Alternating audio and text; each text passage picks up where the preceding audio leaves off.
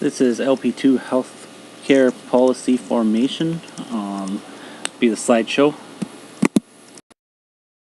We're first going to start with the branches of government, which are the three main branches, which are legislative, executive, and judicial.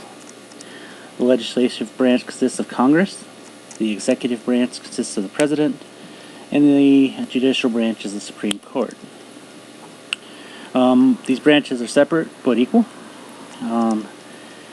The legislative branch consists of Congress, and it is made up of two parts, which is the House of Representatives and the Senate.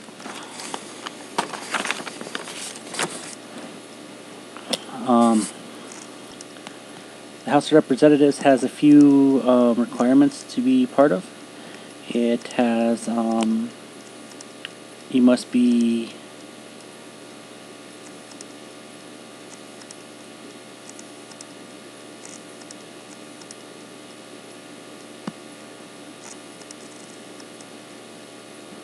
(25) years old.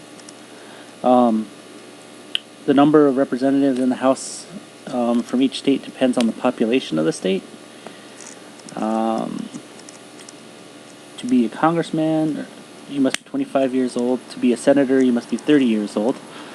And these people are elected to their spots. Which is very important that when us as citizens elect these people, that we do our research in electing them, because they represent us in the government. The next branch is the President, which is elected by the people again. He can serve 4 years and run a maximum of 2 terms.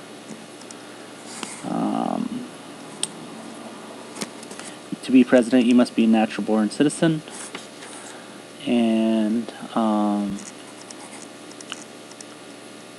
must be at least 35 years old and lived in the United States for 14 of those years.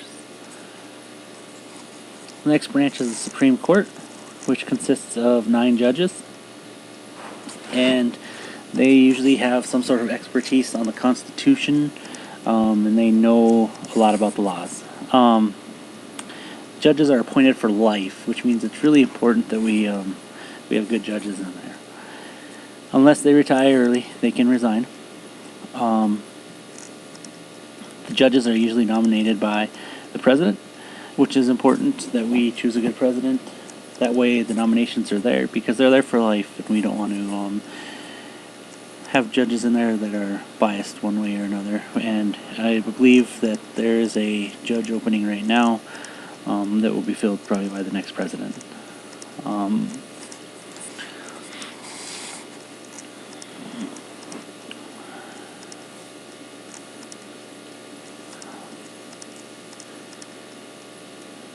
That's pretty much the 3 branches of government, what I have laid out in my notes here to read out.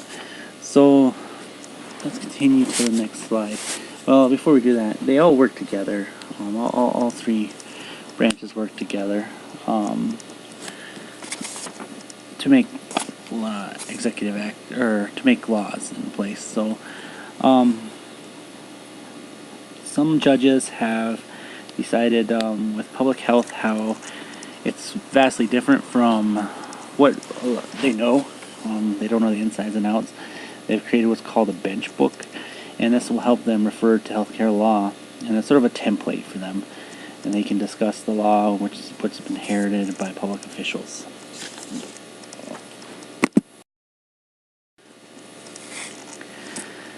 Healthcare regulations. This can be done in a number of ways, and I just have a few to highlight on of past regulations.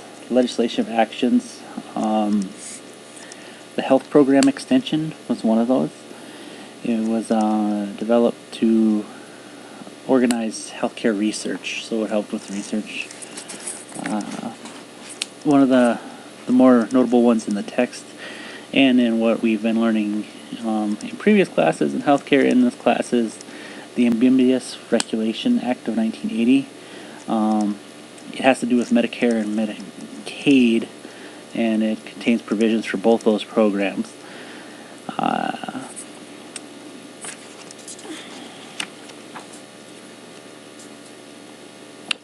Another one is dialysis reimbursement, financial contracts and audits, reimbursement for unions. The next part is certification for allied health professionals. Well, this makes sure that the people who are in healthcare, particularly in areas that weren't doctoral, have certifications. So if you're med records or EHR or med aid, you have certain rules and regulations, and that way you're following them.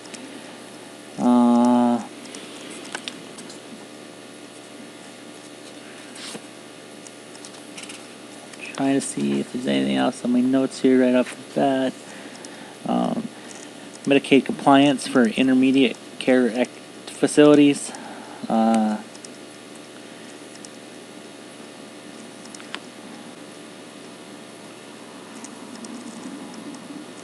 Just basically another set of rules to be with Medicaid.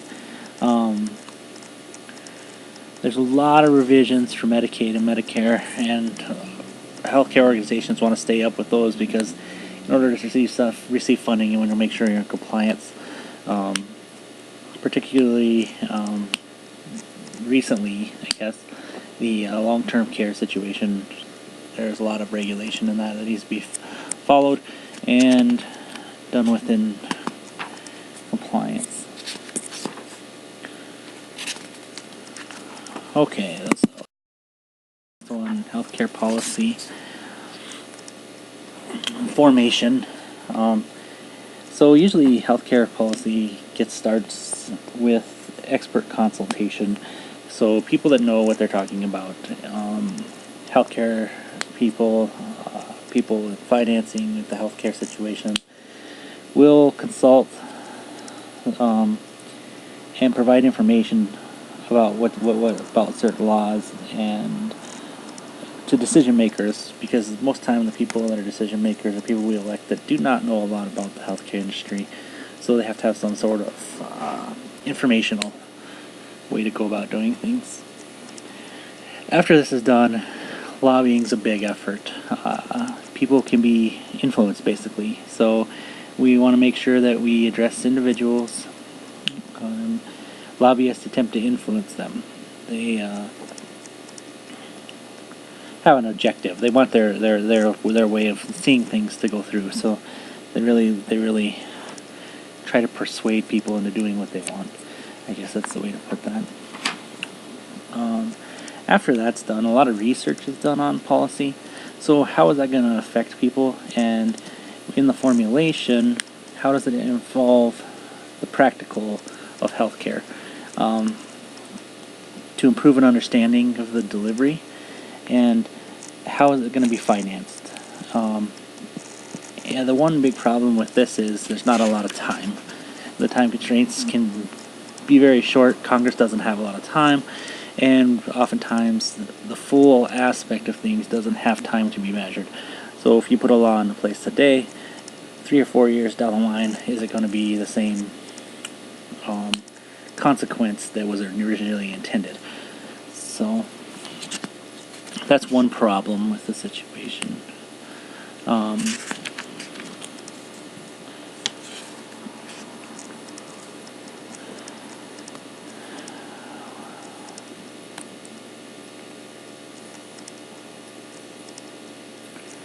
Improving data collection, so that sort of goes with the time constraint thing. We need to make sure we're studying what laws are put into place and how they're affecting the people, if they need to go back and be amended or changed. Sometimes this doesn't happen. It just gets put into place, and then the unintended consequence doesn't get brought to light till later.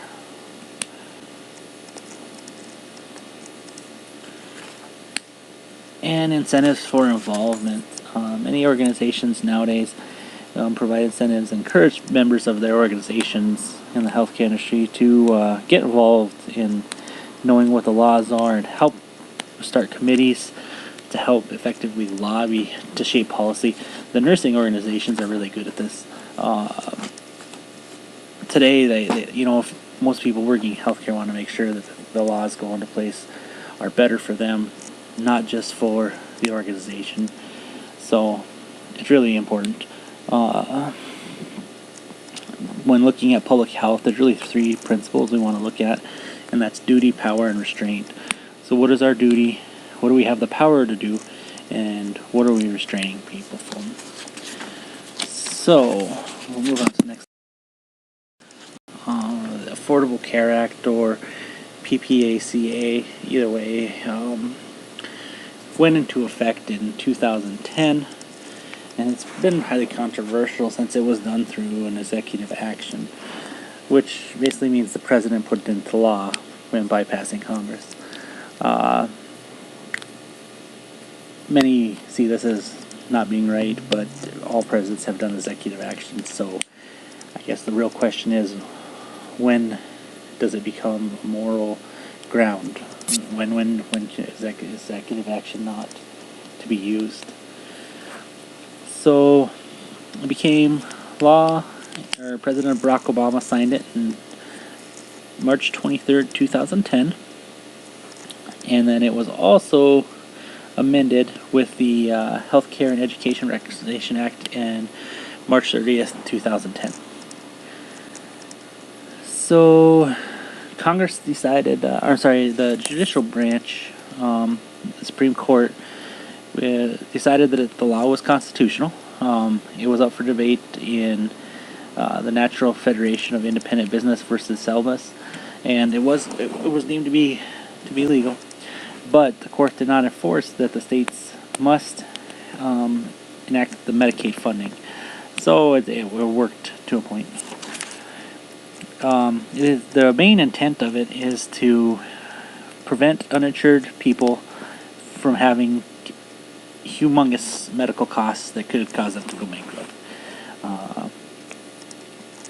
Many times people would get put in the hospital and they wouldn't have coverage, and this could create a huge financial burden. The Affordable Care Act wanted to increase access. Many people that had pre-existing conditions could not get into insurances without paying huge premiums. So that was one of the other intents. Expanding coverage, basically. The law also requires that people have insurance, basically, and then we want to make sure that companies that provide coverage provide healthcare coverage for their employees. The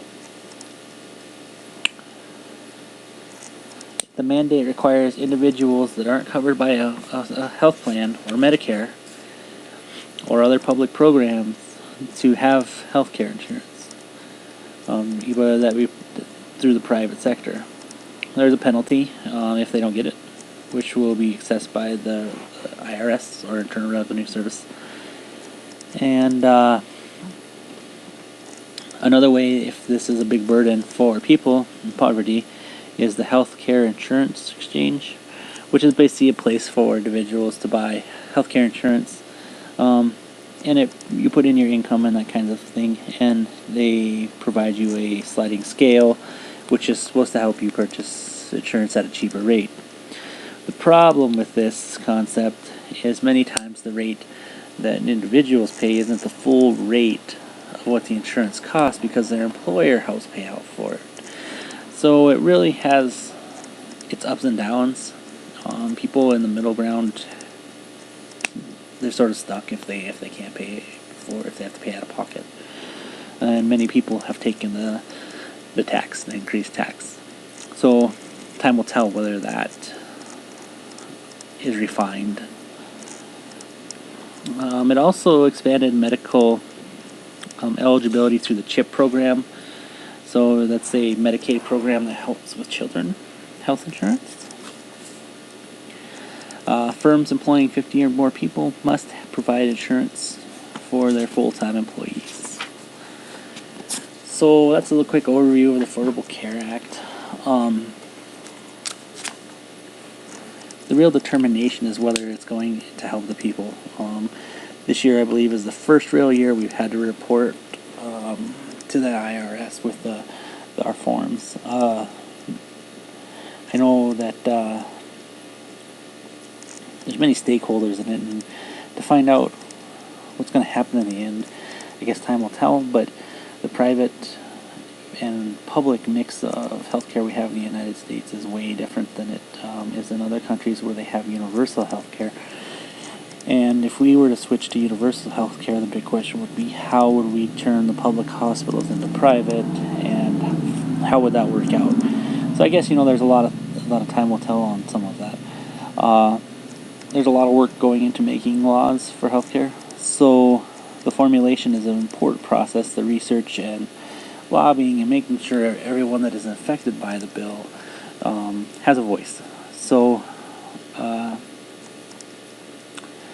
if we have implications or implementation of a bill, how long down the line do we wait before we modify it? That's another question. So we need to look at that too, or should the law be terminated? The executive actions can be terminated by the next president. So when the next president comes in there, will he be changing that law? I guess that's all I really have for this presentation. Have a good day.